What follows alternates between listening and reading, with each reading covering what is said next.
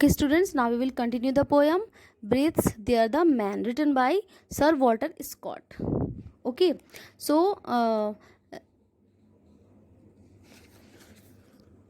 in this poem, the poet Walter Scott underlines the feelings of patriotism and belonging to a one's country and comments that anyone who has not felt proud about his country and called it his native land is a man with a death soul.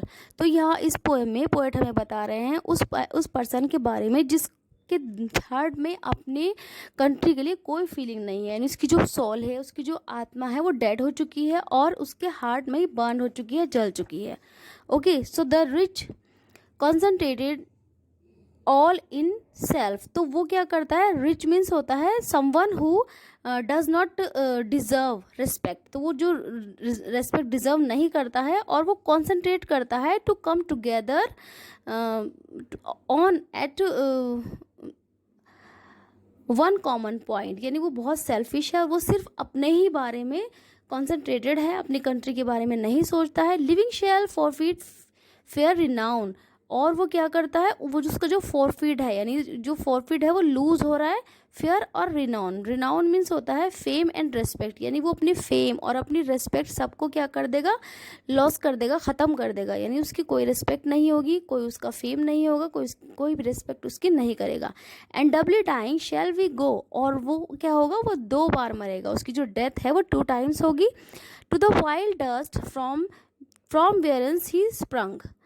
To the vile means अगली dust. और वो क्या होगा? अगली dust में मिल जाएगा. From whence means where he sprung, यानी जहाँ से वो निकला है, जिस मिट्टी से वो बना है उसी मिट्टी में वो मिल जाएगा. अनवेप्ड, अनऑनर्ड एंड अनसंग. अनवेप्ड यानी कोई भी उसके ऊपर वेप नहीं करेगा, कोई भी उस पर लेमेंट नहीं करेगा. अनऑनर्ड ना ही कोई उसका सम्मान करेगा. एंड अनसंग और ना ही उसके लिए कोई सॉन्ग सिंग करेगा. यानी a man who shows no feelings towards his country.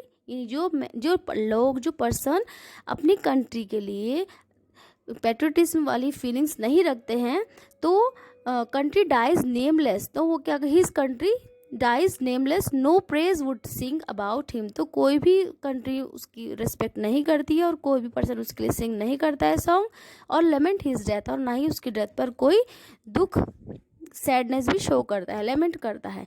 तो ऐसे पर्सन कैसे होते हैं? वो नेमलेस ही मर जाते हैं. यानी वो क्या हुआ? वो हायर स्टडी के लिए फॉरेन कंट्री गए और वहाँ उन्होंने स्टडी की और फिर वहीं सेटल हो गए और फिर वहीं वो उनकी डेथ हो गई. यानी फिर अपनी कंट्री में तो उनको कोई भी नहीं जानेगा और वो क्या होता है? नेमलेस ही उनकी डेथ हो जाती है.